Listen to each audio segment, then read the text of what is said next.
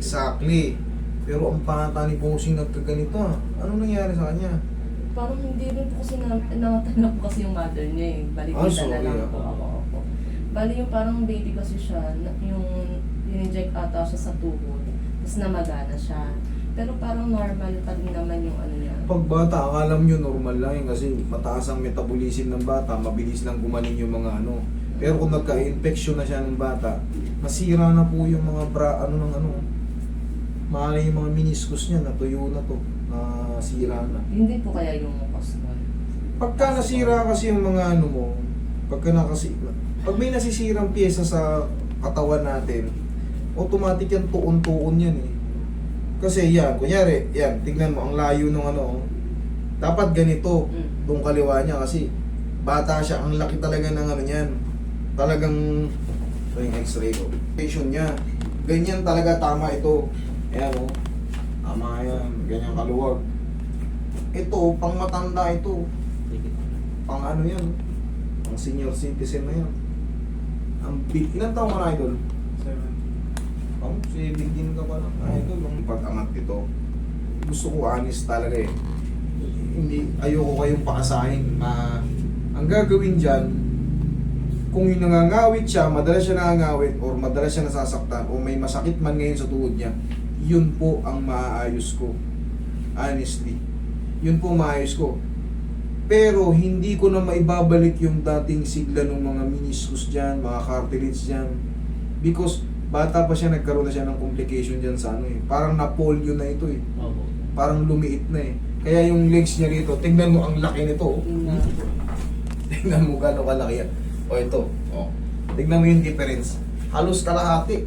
Oh. Ang laki oh. Tapos ano ka? Anong dominant mo? Kaliwete ka, kanan ka? Kaliwete? O, okay lang. May, kahit pa paano, sabihin na natin magdagdag tayo dito ng ano, o magbawas tayo dito ng 1/4. Because ang dominant natin, mas maano talaga, mas malaki. Mas nagde-develop kagad yung mga muscle pag sa dominant. Because yun ang palaging ginagamit natin. Okay?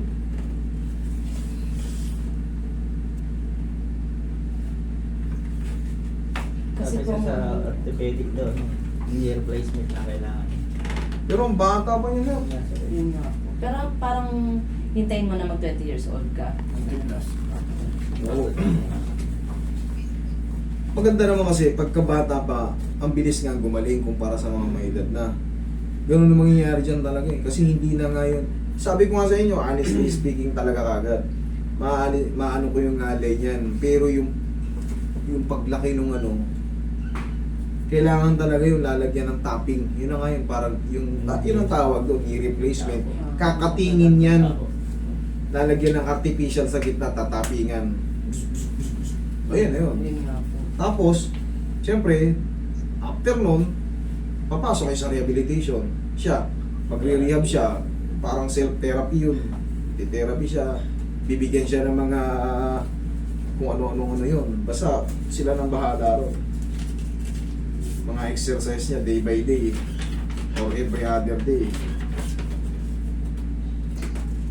Ayan o, suggest clinical correlation.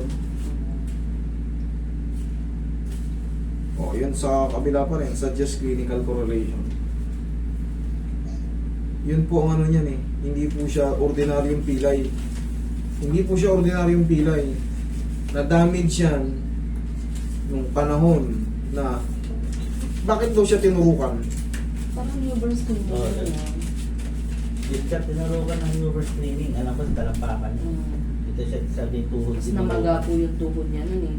Pero hindi na kasi na ma-recall kung ano eh. Sige, tol, higa ka tol. Tingnan natin tol kung magagawa ko. Alisin natin yung ipit doon sa gitna, yung sa ACL. Yan, lambutan mo lang ito. Hindi masakit yung promise.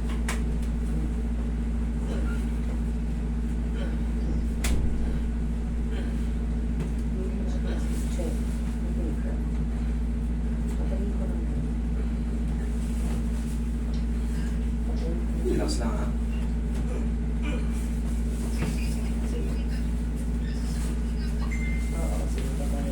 Okay, lambot lang. Kasi,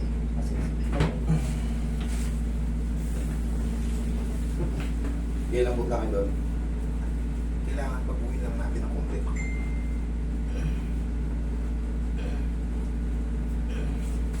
Okay, may magang pa ulit.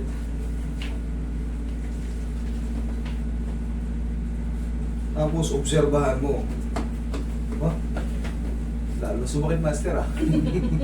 Banggaan, ah. Parang nabago yung tuhod ko, ah. Basta palagi yung tatandaan, siya ang tatanungin nyo. Pag iritadong na siya kahit wala siyang ginagawa. Auntie, kahit nakaupo lang ako, grabe. Parang may gumagalaw dun, parang may sumusugat dun. Ganon. Kung pakakawalan na, oo, tigasan mo. And then, Sipa. Huwag mo pakawalan, sige. Ganito, ito. Di ba nakaganyan ka ako? agad pa rin pa. Oo. Pababa. Sipa mo malakas. Isa pa. Isa pa. Yan. Okay. Ako na nga. Lambot lang. Parang ganyan lang din yan. Thank you. Oh, sige. Tignan mo ngayon. Papikit ka. Tayo ka. Wala. Sinelas ka. Ayun. Sinelas ka. Ganun ka nga. Nakakamdam. Pakalam daw. Masakit? Wala. Ayos. Mas maganda o anong nangyari? Mas maganda. Mas maganda siya. Okay, idol. Aray. Ang ginawa lang natin dyan, upo ka. Ma'am, ang gaya nga ng sabi ko, aalisin ko lang yung kirot sa loob, aalisin ko lang yung alay. Pero kailanman, hindi ko mapapagaling yung dating put-put. Okay? Ngayon, idol, ang pinaka-the best na gagawin mo dyan, self-rehabilitation para less gastos. Kung makabili ka ng bike, Yung lakad Bike na mo. po kasi self, may pagkaganon yung ano niya. Kasi nga, ma'am, yung height, nabawasan eh. Tignan mo ha, yung kabila, ganito. Ibig sabihin, mas mahaba ito. Yung kabila, ganito yung nabawasan siya ng ano, di ba ganito, nakikita natin. Eh, yung isa ganito eh.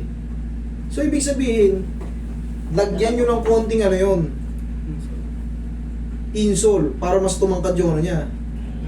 Para po. Lagyan nyo ng parang swelas ng konti, Pumatay. para bumantay. Kasi, sa laki niya, Oo. okay, lalo kang lumulubog. Pero ngayon, okay? Oh, idol, mag-bike-bike ka. Okay? Thank you.